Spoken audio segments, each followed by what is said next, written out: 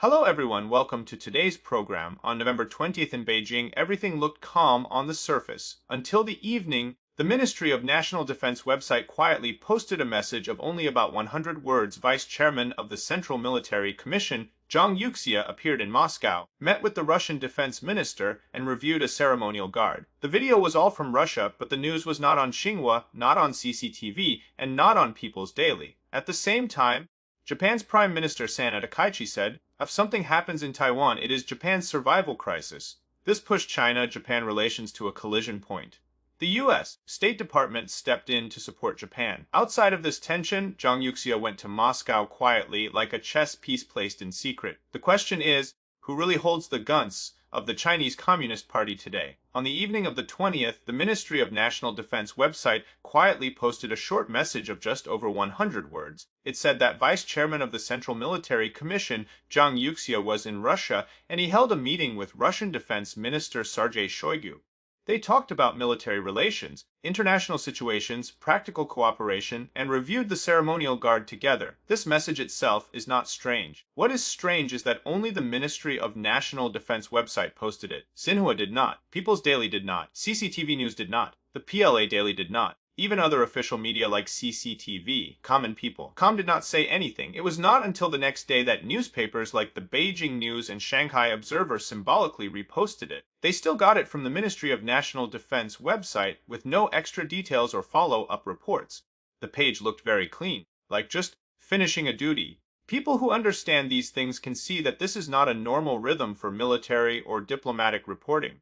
This is deliberately keeping it quiet. Because at the same time, another important Chinese leader, Premier Li Qiang, had just finished a high-profile visit to Moscow. On November 17 and 18, Li Qiang was formally received by Russian President Putin and Prime Minister Mishustin. On the same day, Xinhua posted many articles and CCTV News showed live video. There were red carpets, handshakes, welcome lines, and they even carefully wrote that Li Qiang flew by private plane. These details are usually only written to show that someone has a special position. But Li Qiang's high-profile visit compared to Zhang Youxia's low-profile to almost invisible trip looks very unusual. It is even more sensitive that both went to the same place in a short time. Li Qiang left on the 18th, and Zhang Youxia arrived on the 20th. Ordinary people may think it is a coincidence, but in the context of Chinese-Russian military and diplomatic relations, this off-peak timing cannot be a coincidence. Li Qiang as premier deals with trade, people-to-people exchanges, and policy cooperation.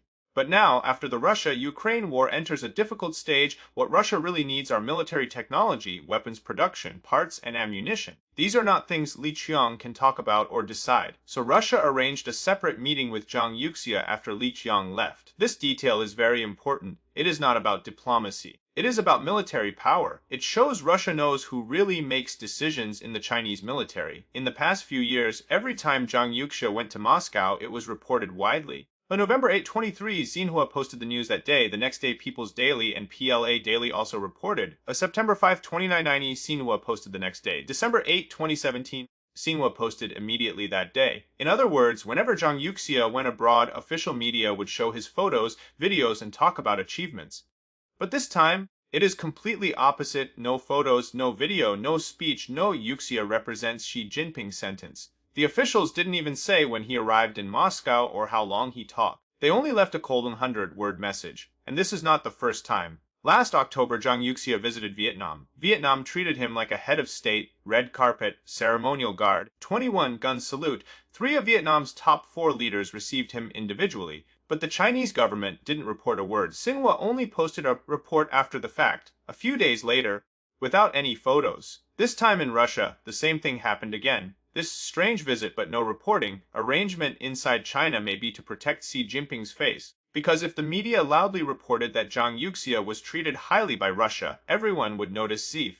Russia does not see Xi Jinping as the person who can represent the Chinese military.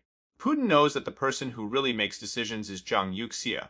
Russia also knows the Chinese military is being reshuffled and military power is no longer in Xi's hands. So Beijing must stay silent. The quieter it is, the more it shows something is wrong. Zhang Youxia's visit to Moscow now is not just a coincidence. He had to go. Recently, China-Japan relations became clearly tense, from the Taiwan Strait, East China Sea, Japan increasing its military budget, to the US-Japan Security Treaty upgrading. The situation is faster, hotter, and more dangerous than the last 2 years. In this situation, whether China and Russia increase military cooperation, share intelligence, or do complementary military work is very sensitive. But Li Qiang cannot discuss this, Wang Yi cannot, Ding Xuexan cannot. Only one person can aid the person who can really move the Chinese army. And that person is not Xi Jinping. If Xi still controlled the military, the normal order would be Xi speaks first, sets the tone, the Ministry of Foreign Affairs and the State Council follow, and the Vice Chairman of the Military Commission handles technical details. But now the order is reversed. Zhang Youxia goes to Moscow first. Xi is not seen, not commenting, and the officials keep everything quiet. This shows that the military is acting on its own, not waiting for Xi's approval. This is the shocking part of this trip. Why does Russia dare to skip Xi Jinping? 3 reasons are clear. First, Russia knows Xi Jinping has lost military power. Second, Russia really needs military resources, not political support. Putin wants ammunition production lines, drone parts, missile chips, precise machine tools, and outsourced military work. These are the powers of the Vice Chairman of the Military Commission, not the State Council. Third, the internal power structure of the CCP has been reshuffled. Li Qiang was treated well in Moscow, but details show the rank difference. Li Qiang held an umbrella in the rain, no ceremonial guard, low-ranking officials welcomed him, and few reports. Zhang Youxia, in comparison, the Russian defense minister personally welcomed him. Ceremonial guard inspected, full military salute. For Russia, the answer to who can represent the Chinese military is very clear. Zhang Yuxia's Moscow trip, in one sentence, the world saw for the first time evidence that Xi Jinping has no military power.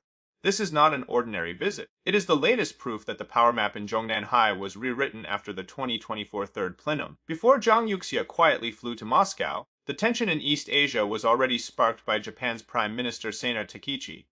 If something happens in Taiwan, it is Japan's survival crisis. This was not said by a commentator. It was said by a sitting prime minister, in front of the whole country on Lev TV. Takichi officially put the idea into Japan's security plan. If there is war in Taiwan, Japan can use collective self-defense and act with the US military.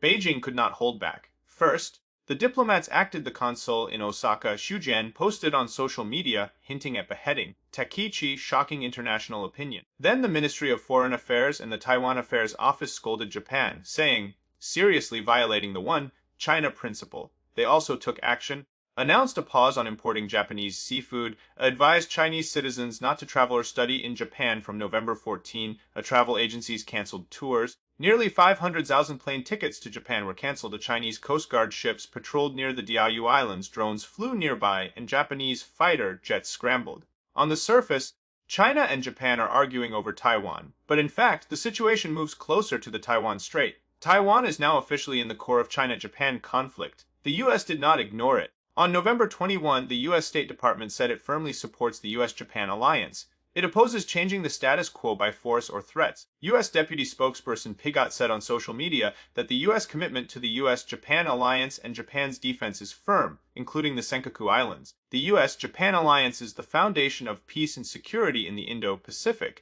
This was the first US State Department statement after the China-Japan diplomatic storm. The US ambassador to Japan added, in China-Japan disputes, the US firmly stands with Japan. So the situation is Tokyo speaks, Beijing flips the table, Washington supports Tokyo, Taipei cautiously supports Japan while eating Japanese seafood. China, Japan, Taiwan, and the US are all tied together by Taiwan issue. In this atmosphere, China's economy is down, unemployment is up, local governments have money problems, and people are unhappy. Beijing fears a real, full-scale war. Ask 10 people on the street, how many really want a world war over Taiwan? Even scholars inside the system know that if a full war starts, foreign companies leave, supply chains break, energy is cut, and China itself can't hold. But not fighting does not mean not preparing. Mao Zedong once said, political power grows from the barrel of a gun, and both pen and gun must be used. Xi Jinping is using this idea for Taiwan. The pen is propaganda first. CCV shows the prime-time drama Silent Glory, about Chinese spies in Taiwan after 1949. They are shown as heroes giving their lives for unification. People watch a little every day and get the message blood and sacrifice are normal to recover Taiwan. Now, if a state theater wants to show war or spy stories, it passes easily. If it wants urban love stories, the review is strict. This is not random, it is ordered from above. The media is warming up for pressure on Taiwan. Using Japan as a starting point is Beijing's recent strategy. Takechi's sentence revealed that the US-Japan Security Treaty really covers Taiwan. The defense line reaches the Taiwan Strait. Beijing shows the world if war happens, US-Japan alliance may join, and the battlefield will not stop at Taiwan Strait. Taiwan scholar Wu Jialong said, "If Taiwan has a problem, Japan has a problem, and China has a problem too." He said, "China must face that US-Japan security already covers Taiwan. That is why they are going crazy." From a military view, former PLA Navy Colonel Yao Cheng warns don't be fooled by China-Japan shouting in small moves around the Diaoyu Islands. For Beijing, the real target is Taiwan. Until Taiwan is solved, China's rise is stuck at the first island chain. Internal, foreign, and military matters cannot bypass this. Yao Cheng thinks if Beijing sees that US and Japan are just finished arguing, not in war mode yet, then during a limited China-Japan naval confrontation, suddenly turning forces south for a lightning attack on Taiwan could be possible. He suggests, "Well, use the China-Japan confrontation to distract attention to East China Sea. Gather ships and planes in Yellow Sea and East China Sea under the name of exercises, but be ready to move south. Attack Taipei and Kaohsiung at the same time. Use airborne troops, marines, and amphibious fleets to take Taipei and control key transport in 48 hours. The position missile forces on the east side of Taiwan and Miyako Strait, telling reinforcements, 'Who comes, I hit.' Whether this works perfectly is debatable, but it shows that soldiers thinking real attacks may not happen where everyone is watching." Yao Cheng emphasizes in China's strategy, taking Taiwan is more profitable than punishing Japan. Taking Taiwan breaks the US first island chain, cuts Japan's lifeline, and US forces in West Pacific must retreat.